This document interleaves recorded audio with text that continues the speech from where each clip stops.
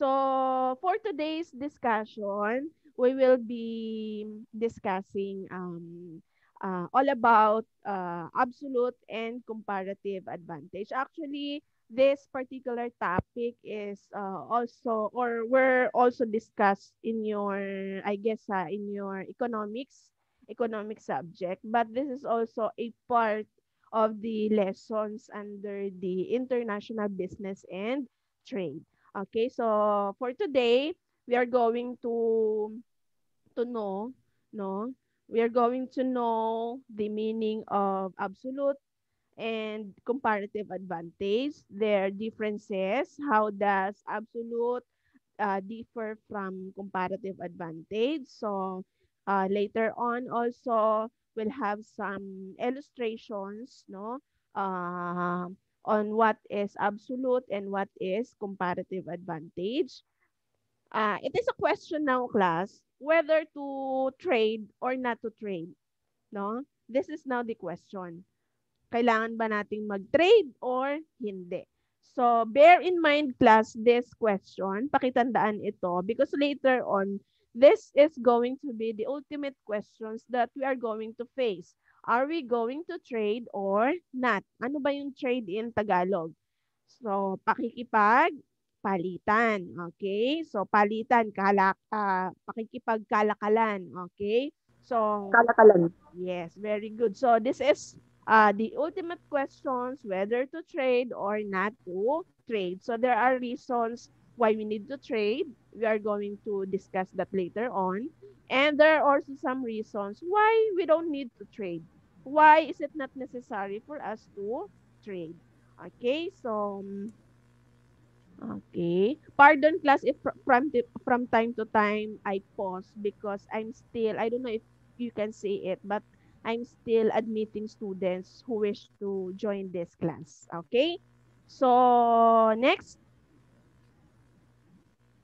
So, let us now try to start our discussion with regards to absolute and comparative advantage. So, who among you class already had an idea of this topic? Have you discussed this in your Econ 101, Economics 101, the micro and macro introduction to economics?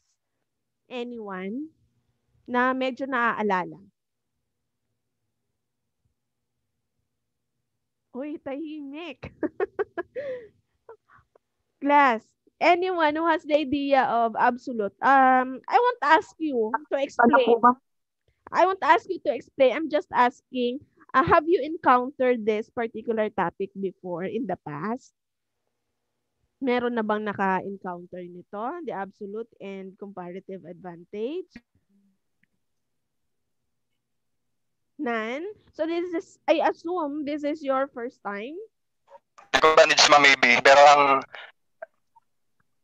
Yes, continue. John. Yes, ma'am. Na ano naman, na-discuss yes ma'am, naman. pero forgotten ang kwan.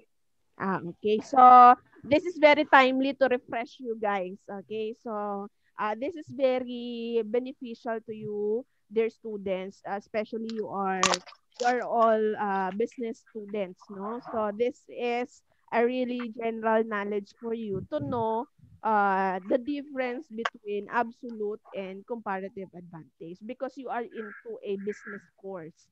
Okay. So, let us try to start now. Okay. So the US, no, let us have this point of discussion, class. Okay. So the US produces some bananas for domestic consumption. Okay, so what's the product, class? The bananas. And the particular country concerned here is the United States. Okay. So they can produce bananas for their own consumption, domestic consumption, meaning to say, kinukonsume nung mga citizens nila. Okay. But not enough to satisfy total demand for bananas. They can produce, but they can't totally satisfy the total demand. Meaning to say, partial lang ang kaya niyang i-supply. Let's say, for example, if they are needing 100% of bananas, example, kunwari 60 lang, 60% lang ang kaya niyang i-produce. So, meron pa ring missing. Okay, so this is what the slide is talking about. Okay. So next, question. Can we produce enough if we really wanted to? The difference of 40% in the case of US, can they produce that? Okay, that's the question, class. Okay.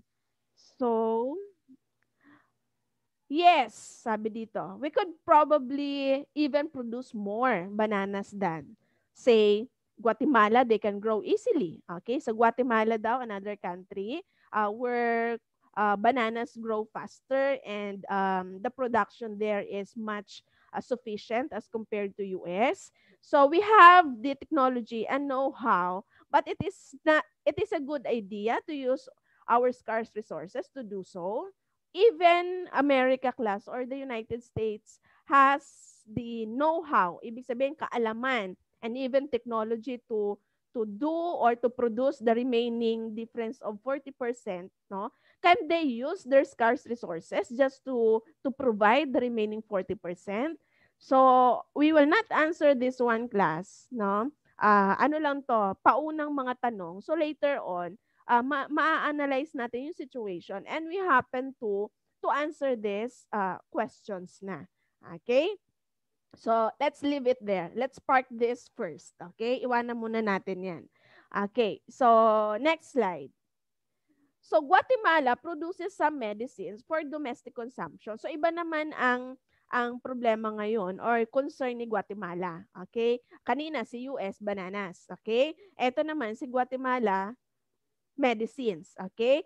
But again, as the US cannot, but not enough to satisfy total demands for medicines. Okay? They can produce, Guatemala can produce medicines. It's just that the concern is not enough to satisfy the total demand. Pag sinabi mong demand in Tagalog, pangangailangan. Okay? Question. Could they produce enough even they really wanted to? Yes, they probably could produce enough for domestic consumption, but it is a good idea to use their scarce resources to do so. So kung may kakulangan, scarcity, no? Economic for kakulangan is scarcity. If there is a scarcity with regards to the medicine, can Guatemala use their scarce resources? When you say scarce resources, ito yung mga klase ng resources na limitado, scarce, limitado. Okay, can they use their scarce resources to produce more medicine? So another question, let's leave it here. Let's park this one. Then later on, we happen to again analyze the answers for these questions. Can you still follow, class? Am I loud and clear? Yes, Okay, thank you so much. Okay. So now, let's go to the next one. Okay. So a better idea, ito daw ang better idea, class. Why don't US and Guatemala specialize in what they produce more efficiently rather than use their scarce resources, no, to produce something that they are not so good at producing and then trade with each other? Naintindihan nyo yung ibig sabihin? Bakit daw hindi na lang, no, mag-focus yung US and Guatemala in something or in some goods that they are good in produce? Ibig sabihin, dun sila magaling at yung hindi sila masyadong magaling sa pag-produce ay angkatin na lang nila or i-trade na lang nila sa ibang bansa. Is it a better idea, class? Better idea ba yon? Janwen. Yes, ma'am. So for Janwen, it is a better idea. So this fundamental principle behind this concept, yung sinabi natin kanina na pagtitrade, no, ng mga bagay na hindi ka naman magaling, no, at pagpo-produce ng bagay na magaling ka sa pagpo-produce, we call this concept as the comparative advantage. Okay? So are you ready, guys, to see how this works? Okay. So, first one. Okay, who can read? The absolute advantage. Jennifer, can you? Jennifer Ragas. Yes, miss. Okay, since your mic is already on. Yes, miss. Okay, sige. Absolute advantage. Go. Which country, given its resources, can produce more of a particular good? Continue. Continue for the comparative. Babasahin lahat. Comparative. Then comparative advantage. Which country, given its resources, can produce a good at a lower opportunity cost relative to another country? If a comparative advantage can be established, then given agreeable terms of trade, the countries can specialize in the good it has a comparative advantage.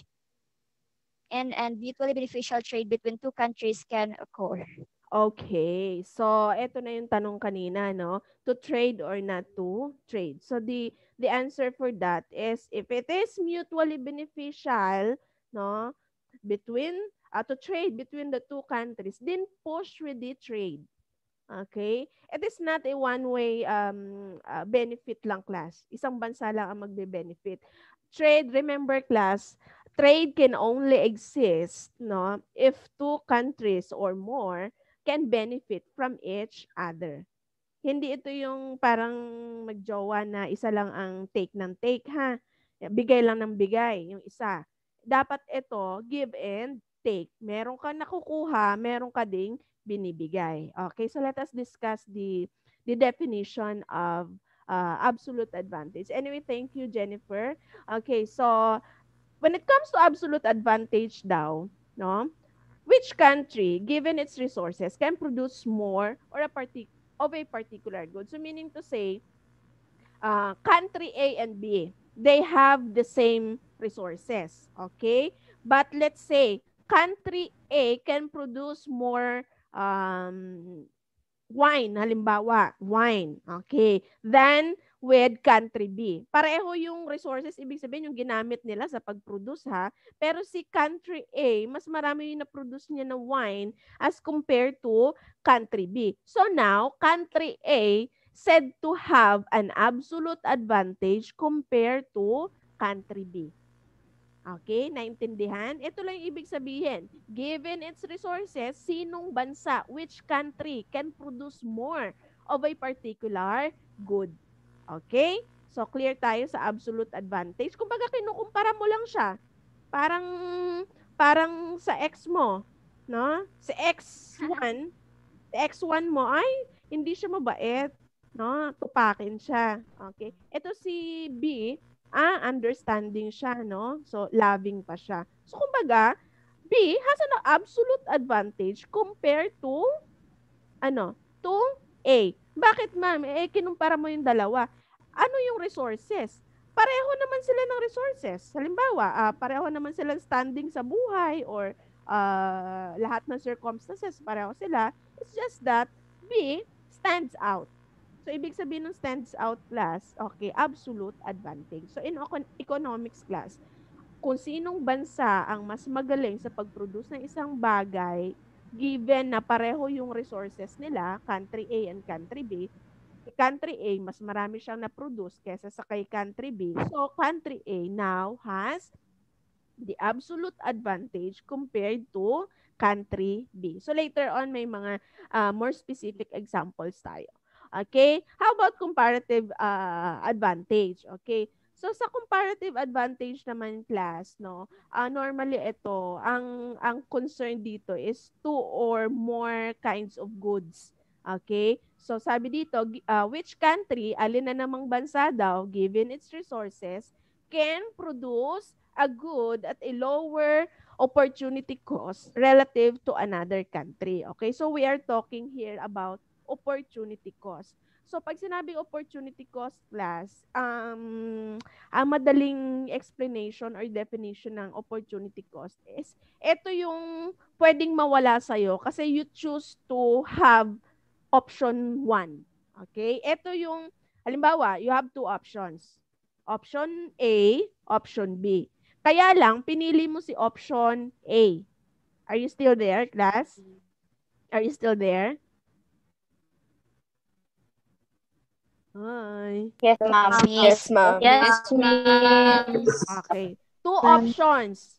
Option A, option B. You choose option A. So yung nawala sa'yo nang hindi mo pagpili kay B, we call that opportunity cost. Another example, class. What's your course? Business? Business ad? Tama ako? Business administration ba Yes, ma'am. kayo? Okay. Nung mag-e-enroll kayo kay AMA, Yes, ma'am. maraming courses. Tama? May IT, may business, may HRM. But you choose to have or to enroll business ad. Okay. So since you choose business ad, you didn't choose IT, you didn't choose HRM. So yun nawala sa'yo na benefits kung sakaling nag-HRM ka, kung sakaling nag-IT ka, we call that opportunity cost.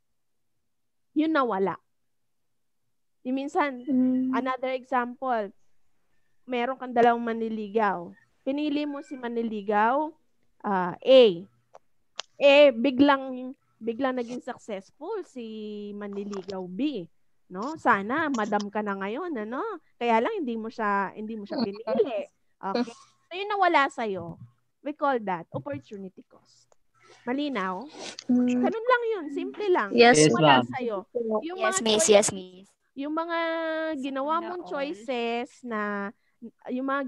choices tapos yung nawala sa'yo dahil hindi mo siya pinili, yung ibang choices, ibang options, we call that opportunity cost. Okay? From the word opportunity, sana, 'di ba? Sana, kaya lang nawala, kaya naging cost. Sana all ka na lang talaga. Okay. Okay, next. So, if a comparative advantage can be established, pag nalaman na natin, no, kung saan tayo magaling, no, at doon na lang tayo mag-focus, no, then, given agreeable terms of trade, the countries can specialize in the good it has a comparative advantage in. Okay. So, halimbawa, si country A, okay, dalawang goods ang pinoproduce niya.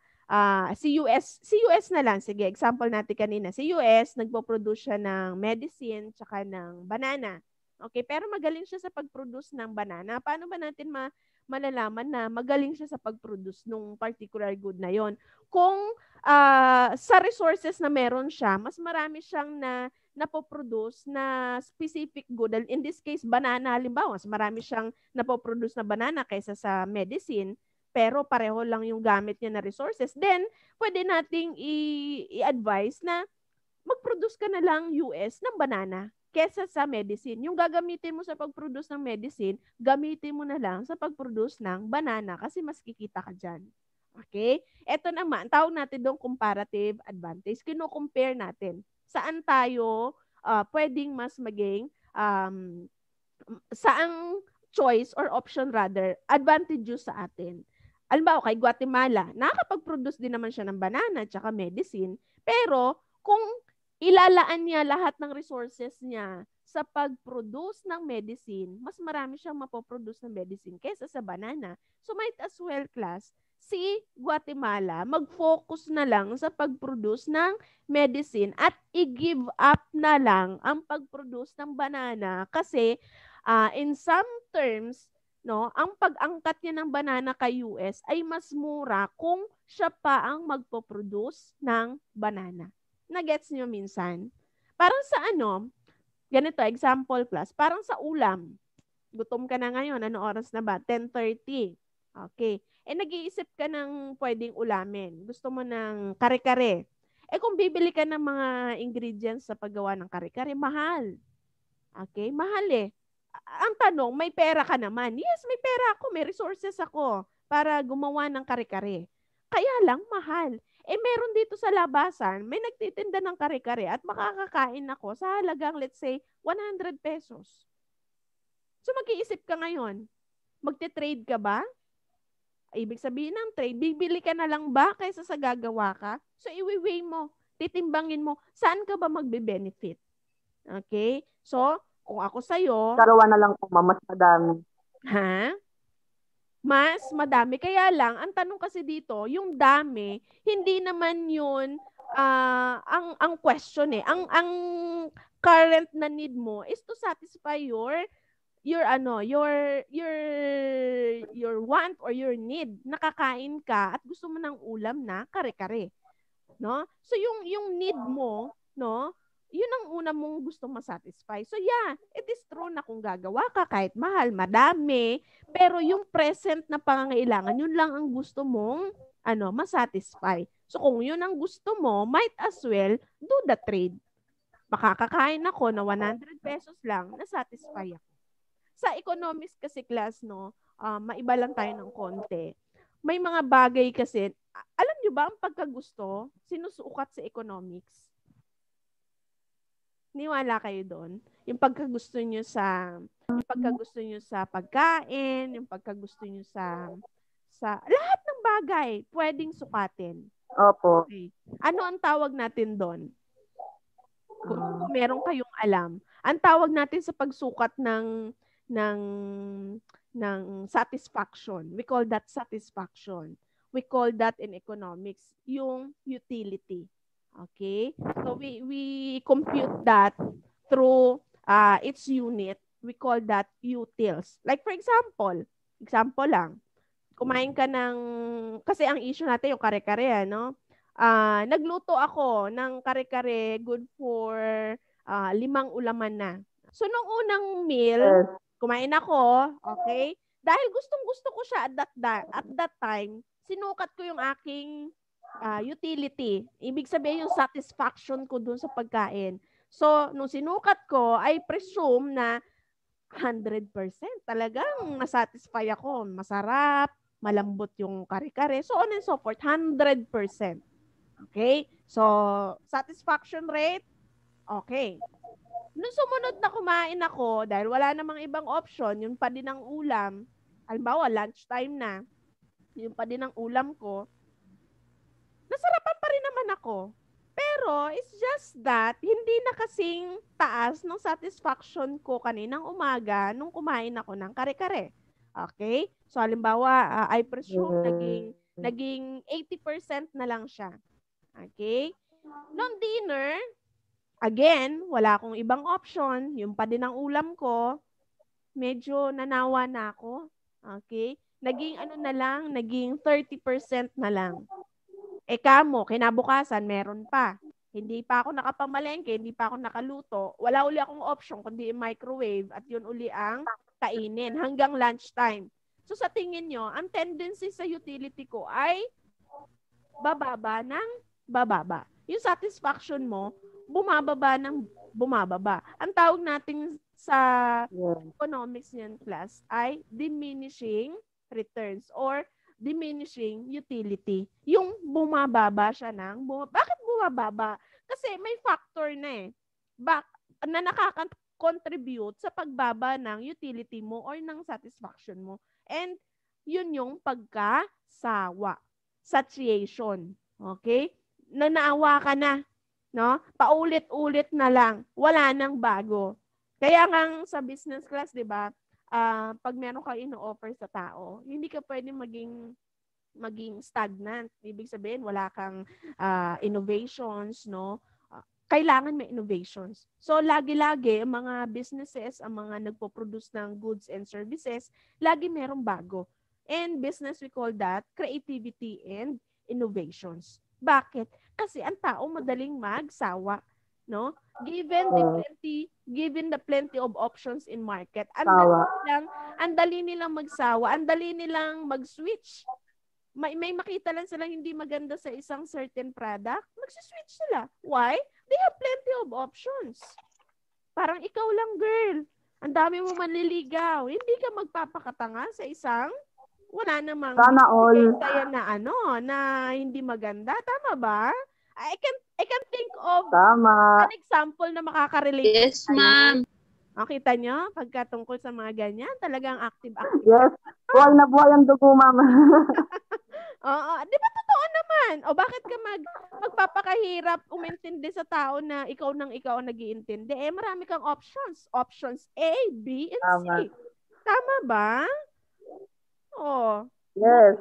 Alam nyo na, ang mga girls, yes, ma'am.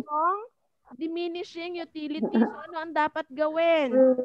Laging merong creativity and innovations. Magbigay ka naman mag-effort ka naman.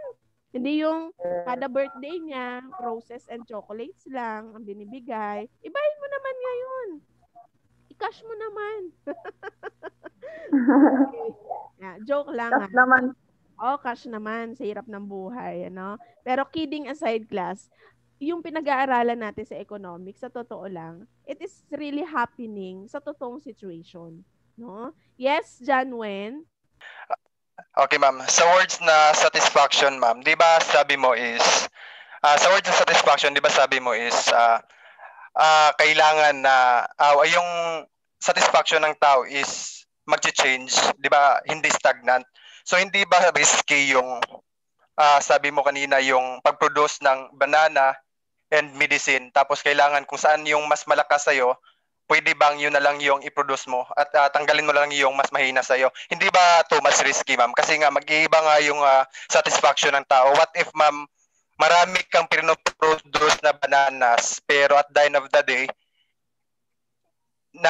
nag-iiba yung mga gusto ng mga tao. Di ba, ma'am, too much risky yun kung isa lang yung ipo-focus mo? Tapos nag-give up ka ng isa. Okay. So in this particular example kasi, John Wen, producer tayo, hindi tayo consumer. Okay? Yung sinasabi natin kanina na satisfaction, sa part yun ng pagiging consumer. Okay? Etong pagpaproduce ng banana at ng medicine, sa part naman ng pagiging producer. So magkaiba yun ha. Producer, ikaw nagbibigay ng ikukonsume ng tao. Yung pagbili, paggamit, pagkain, consumer ka naman. Yes. Sino yun? Excuse me, ma'am. Yes. Kung isa kang consumer, di ba, ikaw yung bumibili ng para ng product para matignan mo kung masatisfy ka doon sa product. Yeah. Kasi iba yung pagka-explain ni Genuine kasi parang producer siya na magpo-produce siya ng isang product na iba-ibang product para ma-satisfy daw yung consumer. Pero iba naman tayo, di ba sabi mo consumer tayo? Actually, so kaya nga natin tignan kung anong magandang Okay. Actually, may point naman kanina si John Wen. Medyo naguguluhan lang siguro siya. Kasi may point siya na, oo nga, gusto ko rin kasi masatisfy ang consumer eh. So, hindi lang dapat bananas lang ng bananas, medicine lang ng medicine. Kaya lang kasi, Janwen, you have to understand na sa pagpo-produce kasi, kailangan nating makita kung saan tayo magbe-benefit ng mas madami. It is not our concern really to satisfy the wants or the needs of the consumer kasi may iba namang businesses na pwedeng mag-satisfy ng mga ganun. Kasi no man is an island class. Ang dami nilang gusto. Ipoproduce ko lahat to. No. You have to focus on something that you are good in producing at. Okay? Parang sa jowa. Maraming babae dyan. Gusto na mabait, ng pogi, ng matalino. Ikaw yon, John Wen. Ikaw yon. Pero hindi mo naman pwede i-offer sarili mo sa lahat. Tama ba ako, guys? Diba? Totoo naman. Yes, ma'am. Kasi kung gagawin mo yun, you can't be a master of, you cannot be, remember this, you cannot be a master of two. Ibig sabihin, hindi ka po pwedeng parehong magaling sa 2, 3 magkakaibang bagay. Magiging master ka lang, magiging magaling ka lang tama po, ma'am. sa isang particular na bagay. Pero I get the point of John Wen. Okay? Yes. Siguro kung eto yung mga businesses na gustong mag-take ng risk in producing other goods, pwede naman. Parang ano lang yan, class eh. Halimbawa, mga companies, halimbawa, Procter & Gamble, okay? 'Di ba? Kilala sila sa pag-produce ng mga sabon, ng mga shampoo. Iba-iba yung mga ginagawa nila ng mga sabon, iba-iba yung mga shampoo nila. Bakit hindi sila nagpo-focus sa isa? Kasi John Wen, it has something to do din naman sa target market. Okay? Tinitingnan nila, nag-aaral sila, sino ba yung target ni Tide? Sino ba ang target ni Ariel? That is under one company, Procter & Gamble. Pero nag-iiba sila. At may tawag tayo doon. Tina-target nila kung kung sino-sino ang pwedeng bumili ng mga products nila. But that is another topic. Ang pinag-uusapan lang natin dito is the absolute and then the comparative advantage.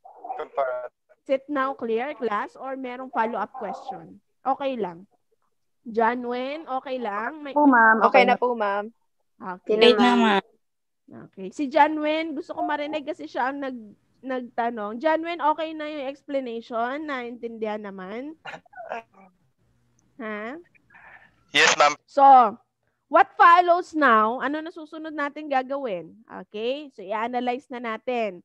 So, country A and country B ang pinag-uusapan natin. So, assume they produce just two goods. Kunwari lang, si country A tsaka si country B, no? In reality naman talaga, totoo, hindi lang naman talaga dalawang goods ang napoproduce sa isang bansa, no? Pero para mas madali nating maintindihan, let's put it this way. Kunwari, dalawang goods lang ang pinoproduce ng bansa na to. Country A and country B. Ano yon? The cloth and then the wine. Okay? Assume further that each country has different resources that vary in quantity and quality to produce these two goods. Ipagpalagay natin daw, in Tagalog, ipagpalagay natin na iba-iba din yung resources ng dalawang bansa and nagkakaiba sila sa quality and quantity. Quantity has something to do with the number. Quality naman yung standard nung ginagamit natin, yung maganda ba siya or hindi, no? Okay. So, next. Okay. So, eto na class yung medyo pangunahan ko na kayo ha. Kailangan dito yung pinaka-focus nyo para maintindihan natin kasi meron na siyang involved na mga graphical presentations. No, alam niyo naman sa economics, actually simple pa nga ito, 'di ba? Mga graph, paano basahin ng graph. So, umpisahan natin siya ng malinaw na naintindihan natin. Okay? So that is why after reading this information in English, I'll try to express or explain it in Tagalog so you can understand more. Okay? So, given its resources endowment, okay, if country A allocates all its resources to the production of cloth, it can produce 10 yards of cloth. Ganito. Lahat ng resources ni country A, okay, kung ibibigay niya lahat sa pagpo-produce ng cloth lang, ha, cloth, okay, makakapag-produce daw siya ng 10 yards. Okay? 10 yards ang mapoproduce niya. Okay. Kung ilalaan naman daw ni country A, yung resources niya, ayaw niya ng cloth. Halimbawa, gusto niya i-produce ay wine. Wine lang. Okay? Makakapag-produce siya ng 20 gallons of wine. So, kung lahat ng resources, ibibigay kay cloth, 10 yards. Walang wine, cloth lang, 10 yards. Next, kung lahat ng resources, wine lang ang ipoproduce at walang cloth, makakapag-produce si country A ng 20 gallons of wine. Okay? Next. Okay. If we connect these two extreme points, yung sa 10 at saka yung sa 20, gagawa tayo ng guhit dyan. Okay? We call that PPF. Straight line yung kanyang PPF. Ano yung ibig sabihin ng PPF? Production Possibility Frontier. Okay? Production Possibility Frontier. So, kung makikita nyo, from 10 to 20, straight line. Pero sa totoo, class, sa ibang graphical presentation ng ibang goods, hindi laging straight line. Yung iba pa curve, no?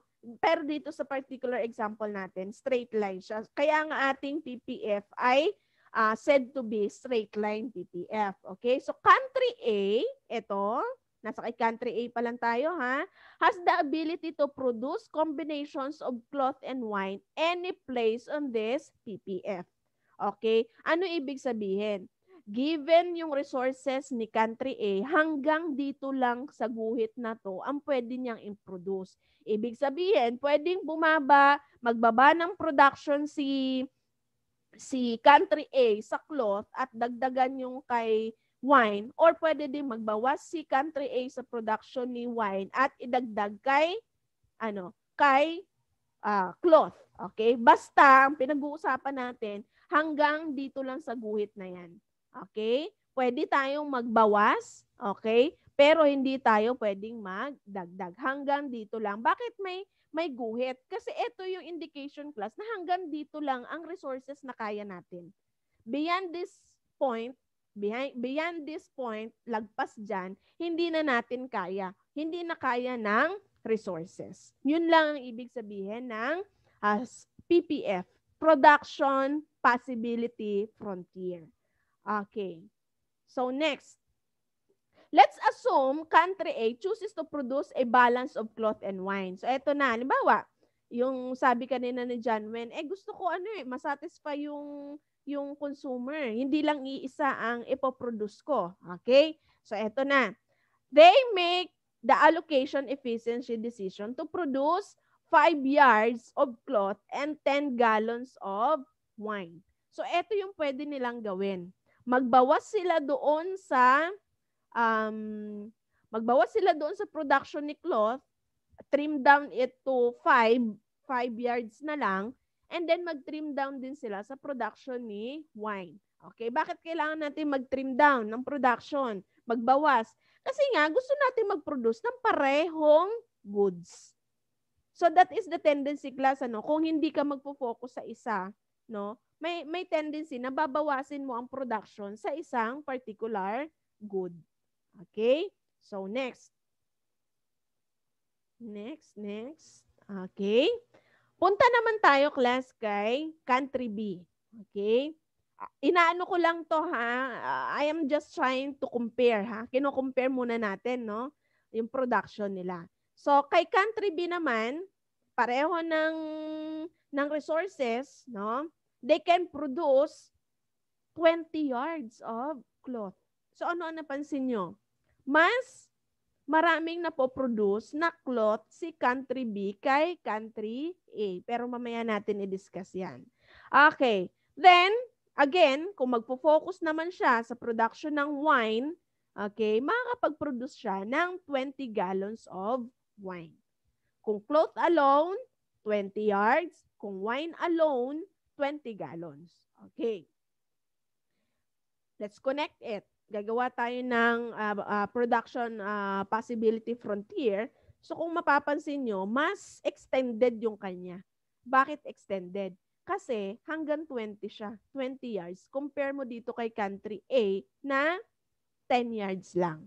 Okay? So, sabi dito, country B has the ability to produce combinations of cloth and wine any place. Any place dito on this production possibility frontier. Hanggang dito lang. Hindi pwedeng mag-go beyond this point because that is now, that has something to do with its resources. Hindi kaya ng kanyang resources. Okay. So kung gusto naman ni country B na combination, dalawang goods ang gusto niyang i-produce, pwede lang siya mag-produce class ng 10 yards of cloth and 10 gallons of wine. Okay? So, ito kasi yung intersection class. Okay? Ito yung intersection, half-half. Half of 10 is 5, half of 20 is 10. Half of 20 is 10, half of 20 in the wine is 10. Kaya magdodraw tayo dyan, ng line. And that is the point na kung saan pwede tayo mag-produce ng parehong goods. Ano yung goods? Cloth and wine. Okay. The first concept we want to define is absolute advantage. Okay.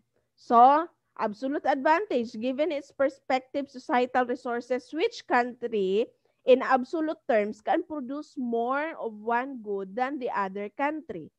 Sa tingin nyo, sino ang may absolute advantage sa pagpoproduce ng cloth at sino ang may absolute advantage sa pagpoproduce ng wine? Una muna, sige, mamaya ipapakita ko yung sagot. Pero I'll try to ask you. Sa tingin nyo, sinong bansa ang may absolute advantage? Excuse me. Sino, class? Sa cloth, sino? Marjorie? Tingin mo, Marjorie. B po. B? Country. Country B Country B po.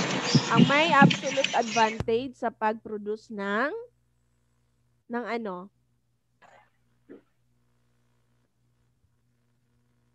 Yards and, ma'am, gallons of wine. Gallons of wine. Doon muna tayo sa cloth. Sinong bansa ang mas may absolute advantage? Is it country A or country B? B, ma'am. Country B. Country po. B. Okay, very good. Country B. Okay, B. we have country B. Bakit? B. Kasi parehong resources, nakapag-produce siya ng 20 yards. Compare mo naman kay A na 10 yards lang. Okay. So, ito yung sagot, class. 10 years lang. Tama. Sabi A can produce 10 yards of cloth if allocated all of its resources to the production of cloth. But B can produce 20 yards. So, country B now can absolutely produce more than A. So, country B is said to have the absolute advantage in the production of cloth. Okay. Punta naman tayo sa wine. Okay. Paano na kaya itong wine? Pareho kasi silang 20. So, sino ang may absolute advantage? Junela, sino kaya? B, ma'am. B. B. Country B. Bakit si country B? Pareho lang sila ni country A. Pareho lang sila.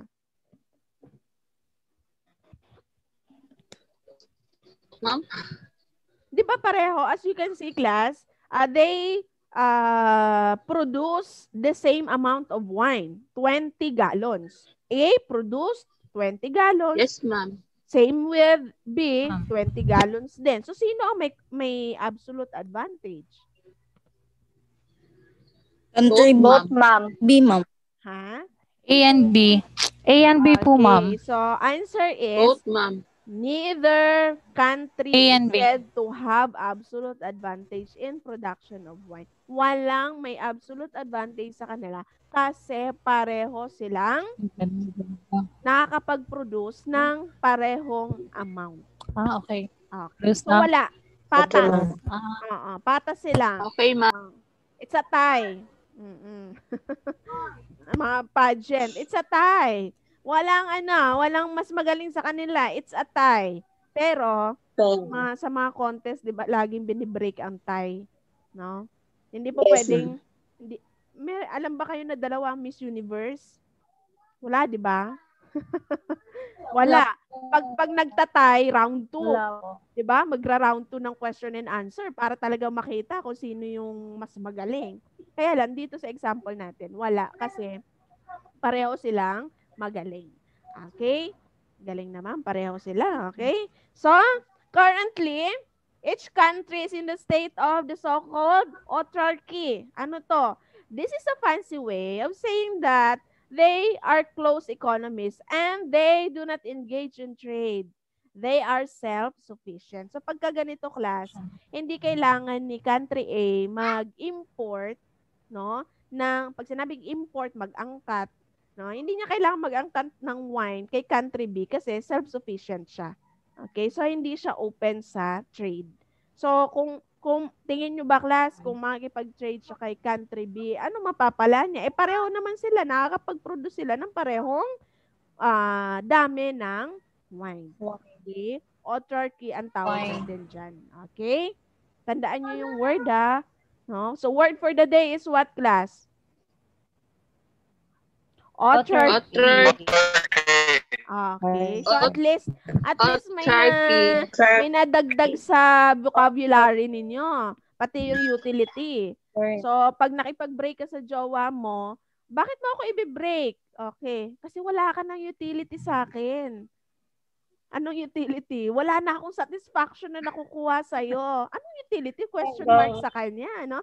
Diminishing Sinukat- return. Oo. So, diminishing utility na, diminishing returns ka na sa akin. Okay? So, anyway, kidding aside, yun ang ibig sabihin ng mga terms na yun. Okay. So, let's go now to the next.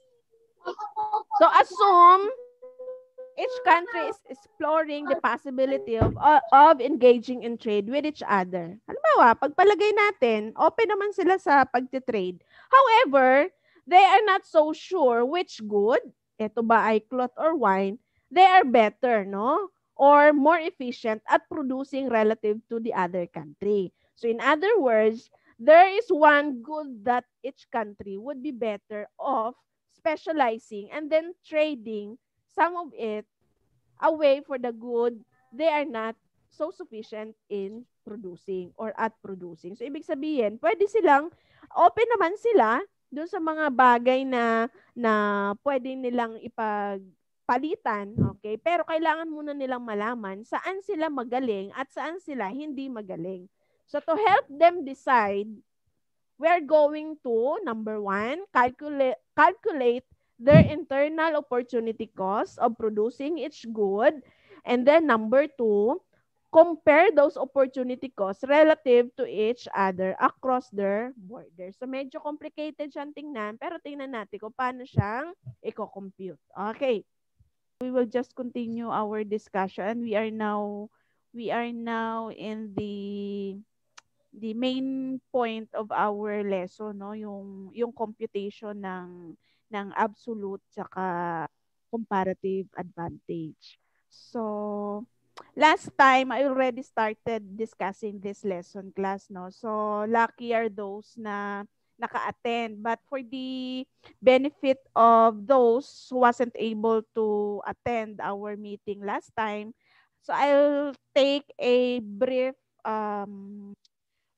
overview of what we have discussed, then we'll proceed to the topic that we have stopped last time. Okay?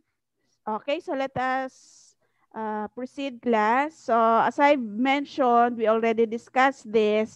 So the main question, class, when it comes to trade, no, talking about absolute and comparative advantage is that are we going to trade or not, no? So there are reasons, no, as I've said last week, there are reasons, no, why we need to trade, and there are also some considerations why we don't need to trade. Okay, so let's go to the absolute. Okay, I'll skip this. I'll go to the definition, class, of absolute and comparative advantage. Okay, so according to this one, class, so when you say absolute advantage, it is a question of which country, given its resources, can produce more of a particular good. Meaning to say, if we have, let's say, if we have country A and country B, same resources, they have the same resources, but who among that countries, no, can produce more, ano, out of the given resources. So kung sinabi mo na si country A ang mas nakakapag-produce, let's say for example, ang kanyang goods ay sleepers. Okay, halimbawa sleepers. Okay, kung si country A pareho ng resources, no, mas nakakapag-produce siya ng sleepers kaysa kay country B, then we can say that country A has an absolute advantage compared to country B. Okay? So yun lang ang ibig sabihin, class, ng absolute. From the word absolute, definitely mas advantageous kung si country A ang magpo-produce ng sleepers kasi mas na-maximize niya yung resources na meron siya. Okay? So how about comparative advantage? So from the root word, class, compare. So we have to compare the two countries. Okay? Country A and country B. So the question now is, which country, given its resources, can produce a good at a lower opportunity cost relative to another country? Okay. So, pareho class, nakakapag-produce sila halimbawa ng slippers. Okay?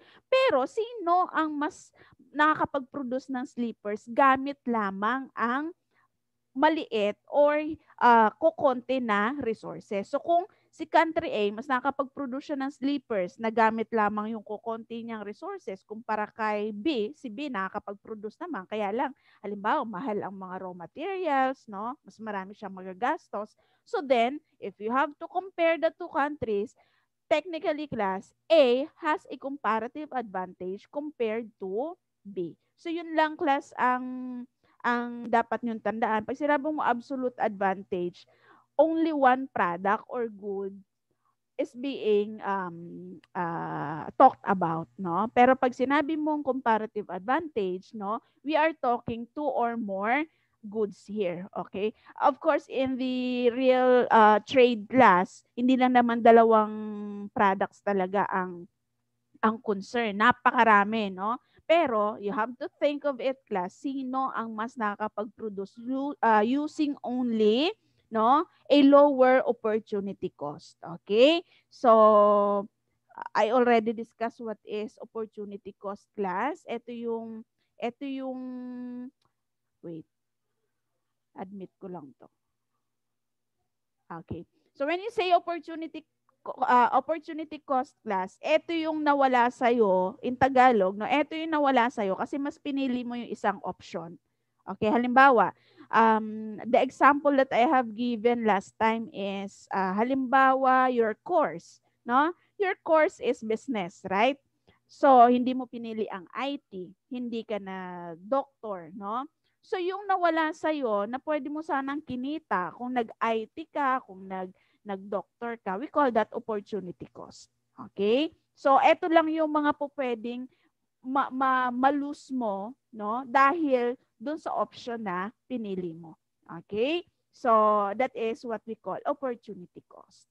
Okay, so if a comparative advantage can be established, sabi dito, then, given agreeable terms of trade, the countries can specialize in the good. It has a comparative advantage and mutually beneficial trade between two countries can occur. So, basically, class, no, walang mangyayaring trade kung hindi parehong bansa ay magbe-benefit. Okay? Hindi po pwede na may trade lang na isa lang ang magbe-benefit. Parang sa business class, no? Regardless kung ikaw ang seller, kung ikaw ang buyer, nagbe-benefit kayo pareho, no? If you are the seller, nagbe-benefit ka in a sense na pag nabenta mo yung product mo, yung service mo, in return, kikita ka. Tama?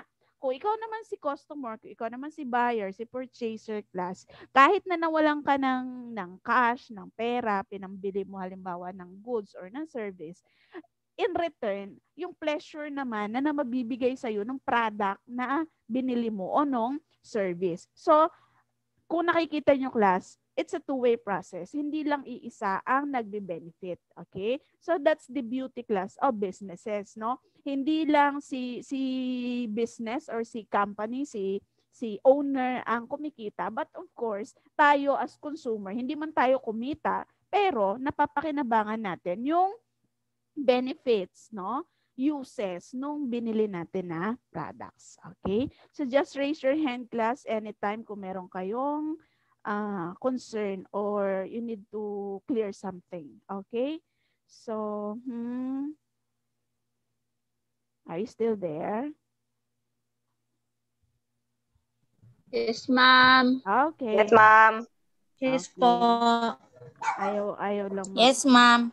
mag-move no ano. So yung mga naka-attend last time, can you still remember this topic class? Naalala pa din? Okay. Yes, ma'am. Okay, so eto na Yes, yung ma'am. example natin. Balikan lang natin para mas ma-refresh tayo kung ano yung pinag-aralan natin last time, no? So absolute and comparative advantage. What follows is an analysis of two economies. Okay? So country A and country B. So let us assume, class, that they produce just two goods. Ito yung sinasabi ko kanina, it's just an assumption. Because technically, sa totoong mundo, hindi lang naman talaga dalawa ang pinoproduce ng bawat bansa. But for the sake of our discussion, for the sake of our example class, we'll just consider at least two goods. So what are those goods? So cloth and the wine. Okay? So assume each country has different resources, no, that vary in quantity and quality to produce these two goods. So basically, class, iba ang resources ni A, iba din ang resources ni B. It is true, class, no, na sometimes, no, a particular country has more resources compared to other country. Do you agree? Halimbawa, Philippines and Japan, okay? May mga pinoproduce tayo na goods na marami sa atin, no, abundant kumbaga sa atin. Pero yung iba naman, scarce. Ibig sabihin, kapos tayo sa resources na yun. Napoproduce nga natin, pero it cost us a lot. Okay? So this is what this statement is telling us. Ano? There are differences when it comes to the quantity and quality of the production, no? Production cost. Okay? So, next. Okay. So, given its resources endowment, eto class, pag narinig nyo itong resource endowment, ibig sabihin, ano yung abundant sa kanila? Okay? Ano yung resources na meron marami sa kanila? Okay? So, if country A allocates all its resources to produce a cloth, no, for the production of the cloth, no, it can produce 10 yards of cloth. Okay? So, what do you mean by that? Kung lahat daw ng resources ni country A, i-devote niya solely sa pag-produce lamang ng cloth, no? Yung resources na meron siya, makakapag-produce ng 10 yards of cloth. Okay? So, paano naman kung halimbawa, it chooses to produce wine alone. Okay? Mag-focus siya sa production ng wine. So, makakapag-produce daw si country A ng 20 gallons of wine. Okay? So, without the cloth class, ha, wine lang ang pinag-uusapan natin dito. Okay? How about country? Okay. Wait, before we proceed with country B. Okay. So, nung nag-draw tayo ng line class from the quantity that we can produce if we want to produce cloth at yung total ng production natin pag nag-choose naman tayo ng wine, we call this straight line, we call that PPF. Okay? For those who attended our lesson last time, can you still remember, no? What do you mean by PPF? Anyone? Who among you attended last time? Naalala pa ang ibig sabihin, class, ng PPF? Facility. Kalimutan kong F. Okay. Production, possibility, frontier. Okay. So, ano yung ibig sabihin yan? Okay. So, ang ibig sabihin yan, class, no? Given the resources, no? Dito lang sa ilalim ng line na to, ang combination na pwede nating i-produce, no?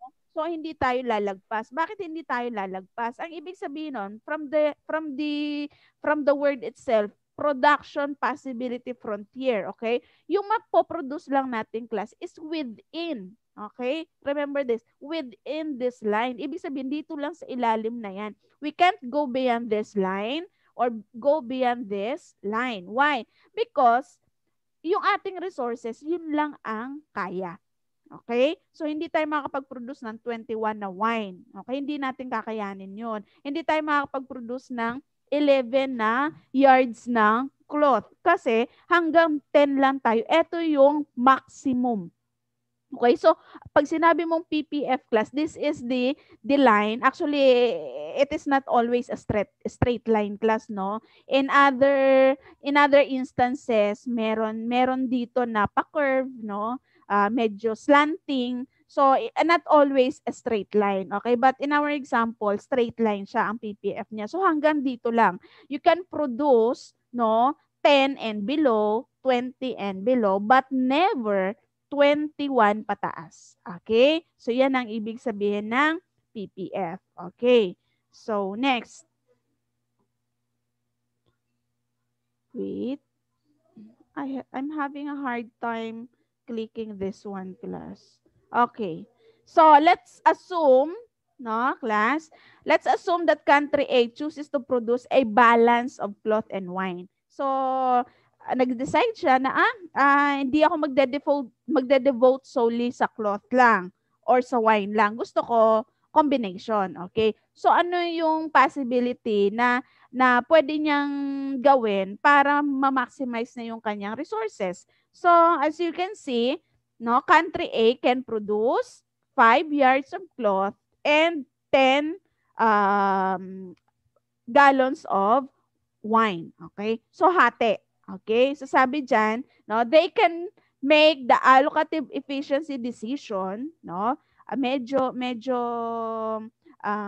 technical lang yung term, class, pero pag sinabi mo allocative efficiency decision, magde-decide ka kung ano yung sa tingin mo na balanse para sa iyo, na magkakasya yung resources na meron ka. Okay? So, for country A decided to produce 5 yards of cloth and 10 yards of wine. Okay? So, how about country B? Okay?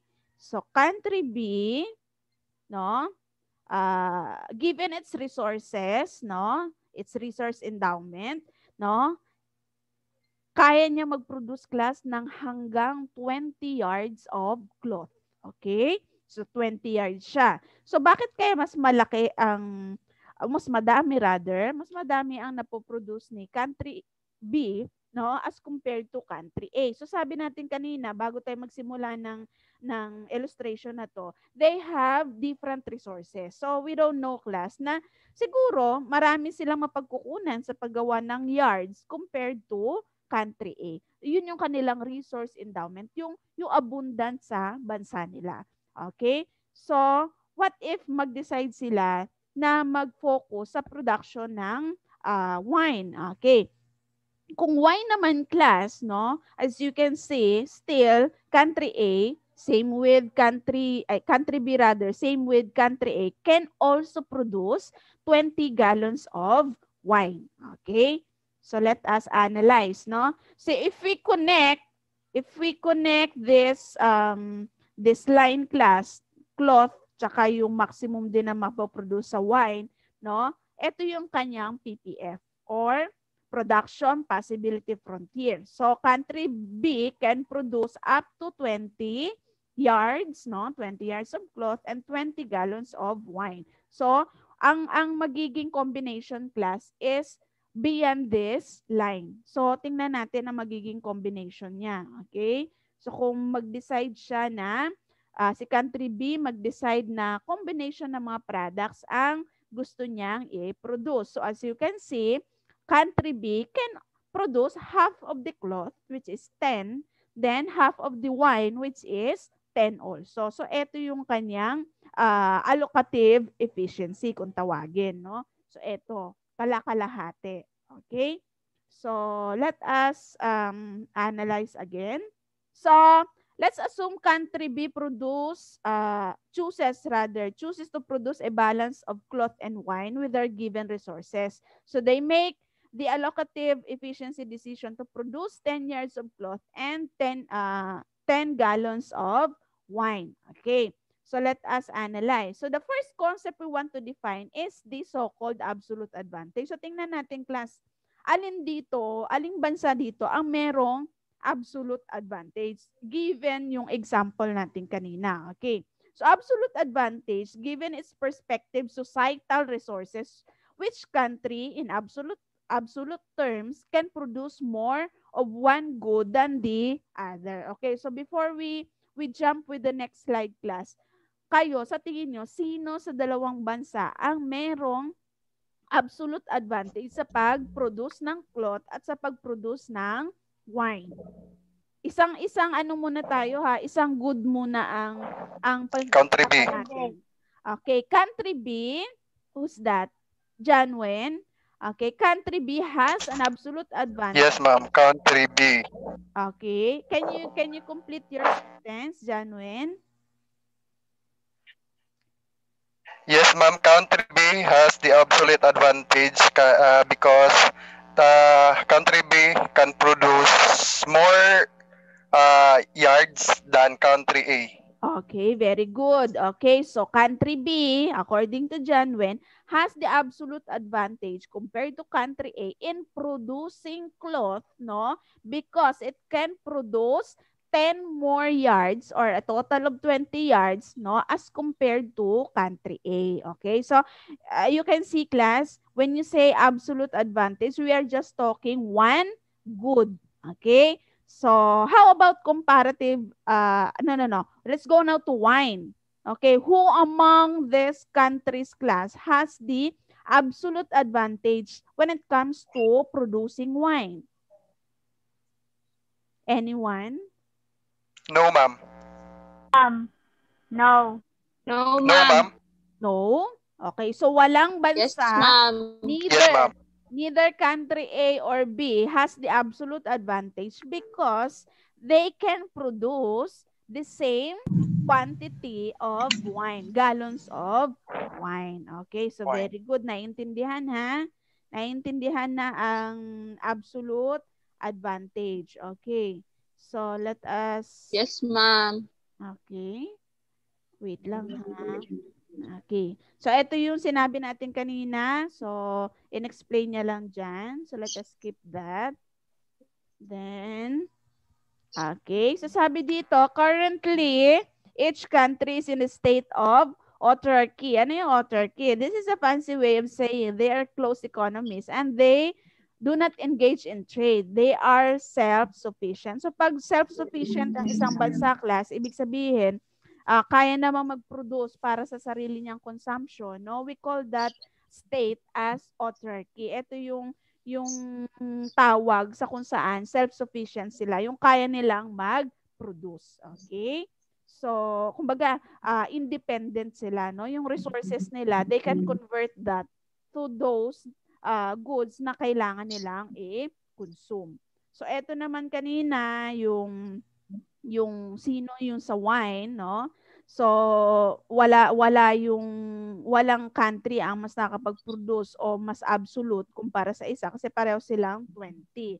So, in other words, is there one good that each country would be better off specializing in and then trading some of it away for the good they are not so sufficient at producing? So, ang tanong dito, class, pwede bang magkaroon pa din ng trade between the two countries? So, let us try to answer this by, number one, let us calculate their internal opportunity cost of producing each good. And then number two, let us try to compare those opportunity costs relative to each other across borders. Okay, so tingnan natin. Dito tayo nag-stop, naalala nyo? Dito na tayo nag-stop, class. Okay. So, para malaman natin kung kailangan pa rin ba nating mag-trade. Minsan kasi, class, mali yung conception na, may absolute advantage ako, comparative advantage akin din. So, I don't need to trade. No, we have to compute the so-called internal opportunity cost. Okay? So, mamaya makikita nyo, ma-analyze nyo, no? Oo nga, no? May ganun pala sa trade, no? Sa economics. Okay? So, the first thing we want to do, no, is organize our production data for each country. Okay? So, ito ang gagawin natin. Okay? So, our first calculation will be to calculate country A's opportunity cost of producing cloth in terms of wine. Okay?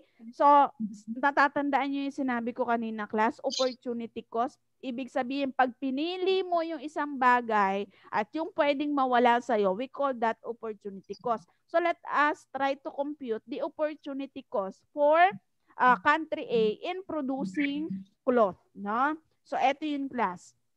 In other words, you try to analyze this statement, class. You get cloth, no, how much in wine production does A have to give up? Okay? So, ibig sabihin, kung magpo-produce si country A class ng cloth, ilan yung dapat niyang i-give up na production ng wine? Ibig sabihin, yung gagamitin sana niya na resources sa pag-produce din ng wine, i-give up na lang niya para i-produce na lang ng cloth. Ito yung ibig sabihin nito, class. Okay? So, below, we set 10 cloths, no? 10 cloths, no? To 20 wines. Okay? So, ito yung kanyang presentation. Okay? So, if we have to divide both sides by 10, no, we will reduce our ratio to a single unit on the left side. Okay? So, this is what we want. To see how much of the other good wine we have to give up in order to get 1 yard of cloth. Ilan daw na yards ng wine ang i-give up natin para makapag-produce tayo ng how many gallons of wine do we have to give up to produce another yard of cloth? Okay, so para ma-compute natin yan, divide lang natin by 10. Okay, so 10C equals 20W. Divide mo lang ng 10 yan. Cancel mo yan, no? So, that will give us 1C over 2W. So, ano ibig sabihin yan? So, for country A to produce 1 yard of cloth, they must give up 2 gallons of wine. Okay? So, para makaproduce ng 1 yard ng cloth si country A, kailangan niyang mag-give up ng production ni wine ng 2 gallons. So, ito yung ibig sabihin. Balikan nyo lang yung kaninang nasa illustration natin. Di ba yung nakagraph? 10 tsaka 20. Divide nyo lang yun. So, that will give us 1C over 1C is equals to 2W. Okay. So, next. Punta naman tayo kay country B. So, si country B, naalala nyo kanina, 20, I stand corrected. We are still rather in the country A, but now in the production of wine. Okay? I stand corrected. Again, etong unang example natin, cloth. Okay?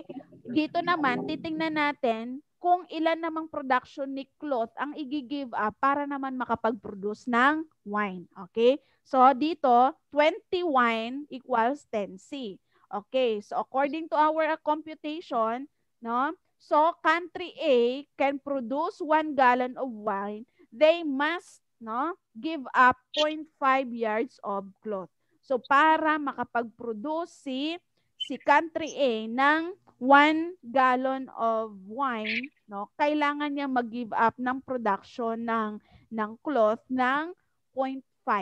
Okay? So, paano nakuha ang 0.5? Okay? So, divide mo lang ng 10 pa din. Okay? So, 1 gallon of wine equals 0.50 yard of cloth. So, for us to produce 1 yard glass of cloth, we need to give up 2 gallons of wine. Okay?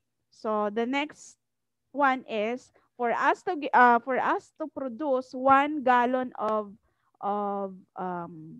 1 gallon of wine, we need to give up 0.5 yard of cloth. Okay? So, ano ang ibig sabihin nito, class? Pinapakita lang dito yung opportunity cost ng country A kung mas pipiliin niyang mag-produce ng cloth and ng wine. Okay? So, again, para mas maliwanag, kung gusto ni country A na mag-produce pa ng another yard of cloth, kailangan niyang wag mag-produce, mag-give up ng 2 gallons of wine.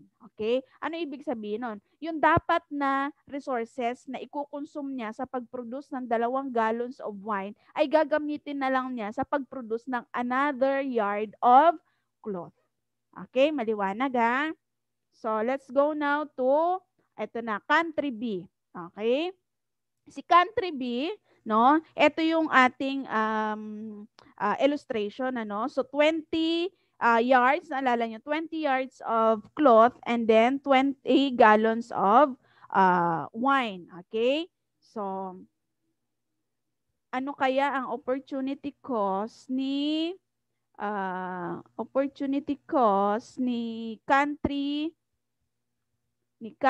B, no, when it comes to production of cloth. Okay? So, sa kanya class, in order for country B to produce another yard of cloth, no?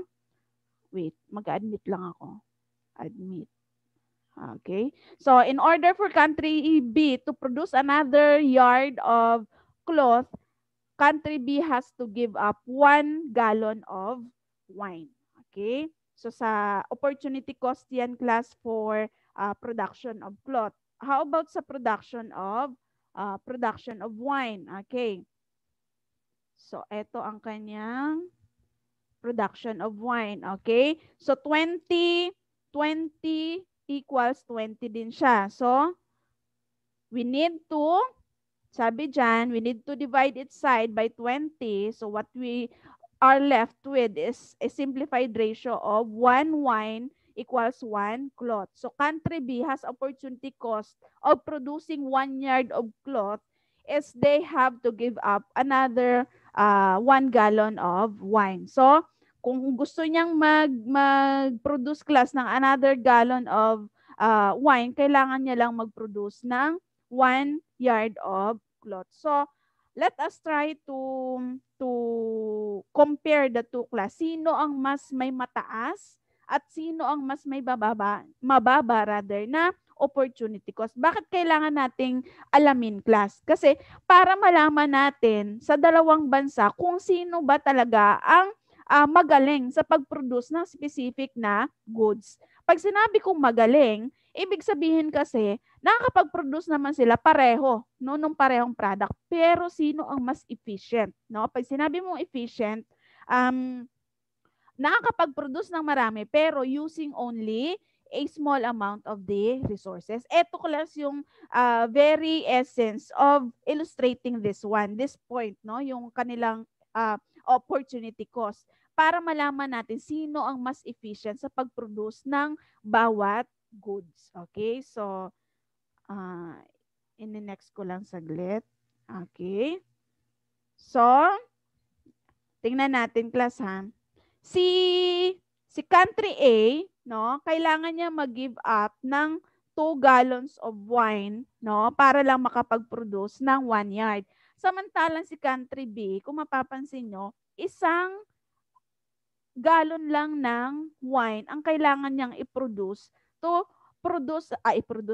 i-give up. Again, 1 gallon lang ng wine ang dapat niyang i-give up para makapag-produce ng another yard of cloth. So, dito sa example na to, class, sa dalawa na to, sino sa tingin nyo ang mas efficient, no, sa pag-produce ng another yard of cloth? Is it country A or country B? Country B po. Very good. Okay, why country B? Kailangan niya lang kasing mag-give up ng 1 gallon of wine. Okay? So, nakikita niyo yung difference, class? So, dito naman tayo sa kabila. Okay? So, nakikita nyo, si country A, kailangan lang mag-give up ng 0.5 yard of cloth para makapag-produce ng additional 1 gallon of wine. But country B has to give up 1 yard of cloth para naman sa 1 gallon of wine. So obviously class, sa pag-produce ng wine, sino ang mas efficient? Si country B. Country B ba? Tingnan nyo class, i-analyze nyo. Sa cloth, no, si country B ang mas efficient kasi mas kukunti ang kailangan niyang i-give up. Okay? Si country sa wine production, no, obviously ang mas efficient is si country A. Okay. Si B kasi, tingnan nyo class, 0.5 lang kalahati lang ang kailangan i-give up ni country A na yard para makapag-produce ng another gallon of wine. Samantalang si country B, isa talaga ang kailangan niyang i-give up na yard ng cloth para sa 1 gallon of wine. So obviously class, alin ang mas mababa? Tingnan lang natin kung sino yung mas mababa para malaman natin kung sino ang mas efficient. Okay? Dito, mas mababa si B. So siya ang sa cloth production, mas efficient siya. Pero dito, sa wine production, no, si country A. Kasi 0.5 lang. Okay? So, ganun lang class tumingin kung sino ang mas efficient sa pag-produce ng mga specific na goods. Okay? So, clear ba yung illustration natin, class? O may tanong kayo before we proceed Clear po. further? Okay? Kasi we still have 9 minutes na lang naman. So siguro, again, i-end ko na lang muna yung topic natin hanggang dito sa efficiency ratio natin. Ano? So may mga remaining slides pa. Actually, hanggang 52 slides pa to. Pero we can, of course, continue this next time. Okay. So ito yung tanong natin kanina sa first part ng ating slides. To trade or not to trade. So hindi ko mo class, hindi porket may absolute advantage ka, no? Kagaya nito class, 'di ba? Kanina si country B, absolute advantage siya sa pag-produce ng cloth, no? Pero lumalabas, no? Mas kukonti pala ang opportunity cost ni country A kumpara kay B sa pag-produce ng ng wine rather, no? So bakit mahalaga ang paglalagay natin into this presentation? Kasi hindi porket, balikan ko lang yung sinabi ko, hindi porket ikaw yung may absolute, ikaw yung compared to other country, ikaw yung may comparative advantage, hindi ka na magti-trade. Okay?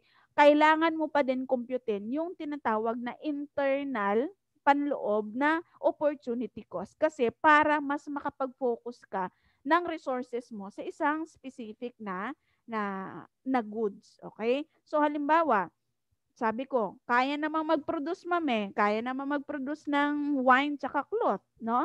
Pero, tingnan nyo, pwedeng si country B mag-focus na lang sa production ng cloth, no? At i-give up na niya ang production ng wine. At i-trade na lang niya, no? Ibig sabihin, mag-angkat na lang siya ng wine sa ibang bansa kasi mas maliit ang pwede niyang gastusin. So, yun yung mga consideration class, yung mga decisions na dapat nating intindihin when it comes to trade. Saan ba tayo mas mag-benefit?